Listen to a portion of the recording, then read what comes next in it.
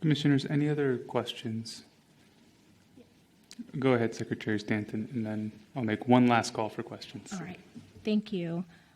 I'd like to get both of your perspectives on the criterion or the definition of substantial interest. So I'll read the part that I think might apply in this. Substantial interest means an interest in another person or an entity if or funds received by the person from the other person or entity either during the previous 12 months or the previous calendar year equaled or exceeded $5,000 in salary, bonuses, commissions, or professional fees, or $20,000 in payment for goods, products, or non-professional services. I'll start with you, Ms. Adams. Do you believe that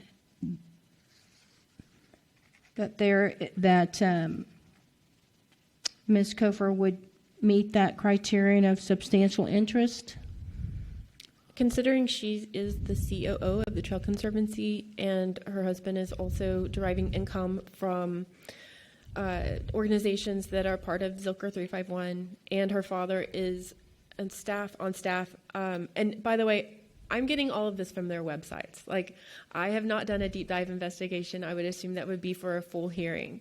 Whether or not James Russell is the chair of the UMLAF right now, it says that on their website. So, again, that's probably a volunteer. But being the executive director of the Trail of Lights, I don't know. Being the presenter of the Kite Festival, I don't know.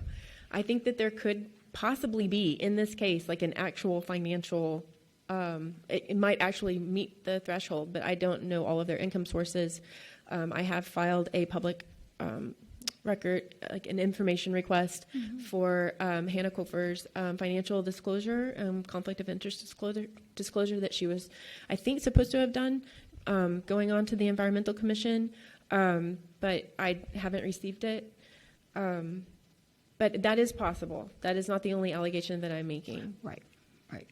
Understood. Thank you. Mr. Fisher? Yes, ma'am.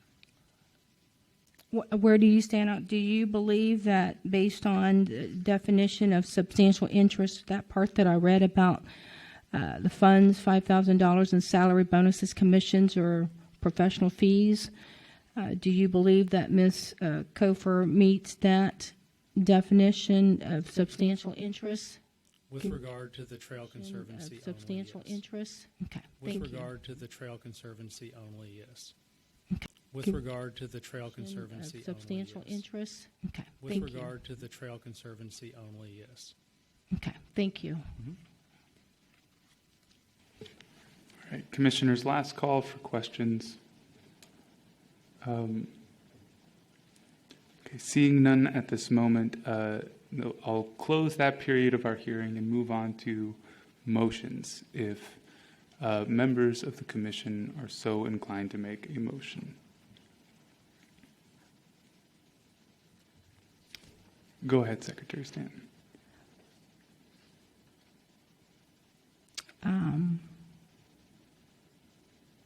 Gosh, I'm trying to think what is the most accurate way to phrase this. We can consult with Ms. Rizvi as well if you have questions about how to formulate the motion before you make it. So, how about I move that there are reasonable grounds to believe that a violation has occurred? Is that, I'm trying to stick with the exact definition. I think that would be. Is that it? I think that would be a appropriately phrased motion. Is there a second? I'd like to second that. Sure. Second by Commissioner Tenayuka. So now we have discussion on the motion. Commissioners, floor is open for discussion. Specifically, May I ask a procedural question? Go ahead, yeah. For this motion, if it passes and there are found to be reasonable grounds, is it a separate motion to move it to a hearing, or is it all wrapped up together? It's implied. Goodness. It's implied. If there is a vote for reasonable grounds, by default, there is a final hearing. Unless, well, I say that, but unless an admission is made by the respondent, in which case you can go straight to sanctions and implications from that. But I don't know if that's an issue here. Order. Regular meeting of the Environmental Commission, April 5th, 2023, 6:15, not 6 o'clock. Permitting and Development Center up at 6310 Wilhelmina Delco Drive.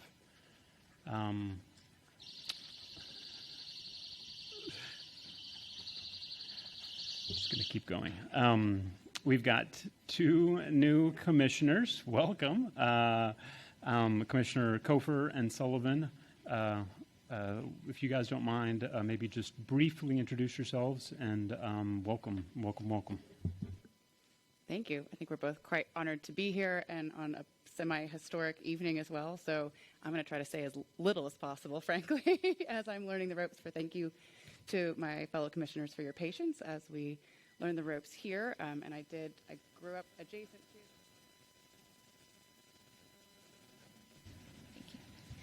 to. You have my slides, I believe. Oh yeah, look at that.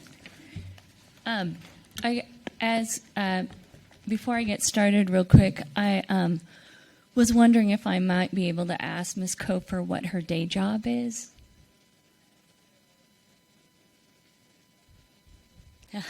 Sorry about that. New here.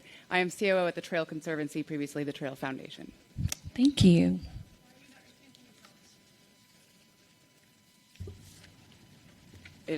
Zilker Park is not in our domain. They are a member of the collective, though, I believe. Next slide, please. Thank you, ma'am. So on the City of Austin. Next up, we have Mike Canati with Barton Springs Conservancy. I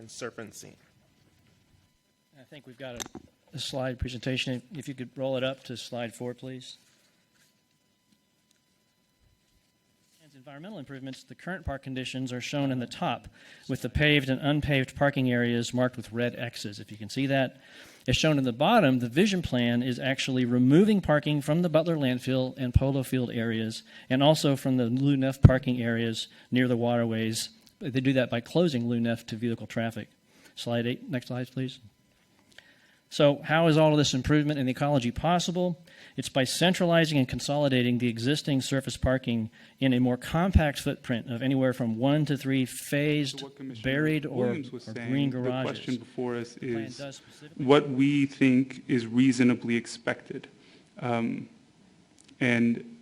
I take the word reasonably kind of seriously. I don't want to hypothesize too much about what could happen to an organization that is somehow related to another organization that is involved in the development of a plan that is before council at some future meeting that will take time to implement. For me, I don't know if I can say I reasonably expect benefits or consequences to occur for the respondent. That's where I'm struggling. Again, I want to be completely open and transparent about my thinking, but that's where I'm sitting. Commissioners, any other thoughts or comments? Commissioner Williams, go ahead. So again, I think I'll always have this issue that I have to bring to the forefront, and that's the standard at this particular hearing is only reasonable grounds. And I think the reason that the standard is so low is because the complainant they don't have any real investigatory power. And so they come to the commission so that we can investigate and use what power we have to unveil those facts so that, we can get to the truth of the heart of the matter. And so my concern is that if we deny the complainant any relief, we won't know if that connection actually exists. And I think the standard here is just whether or not there's a reasonable basis for this belief so that we can investigate further.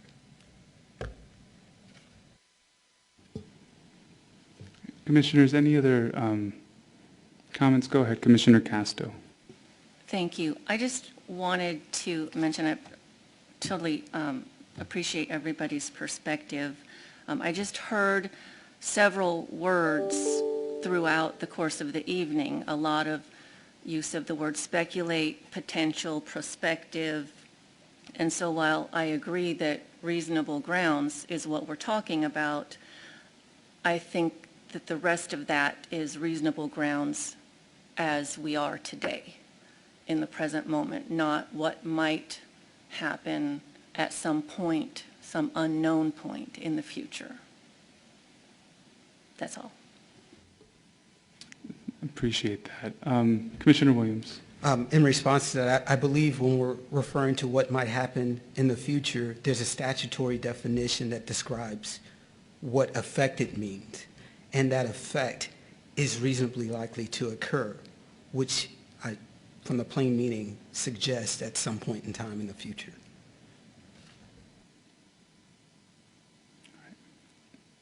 Go ahead, Commissioner Tenayuka.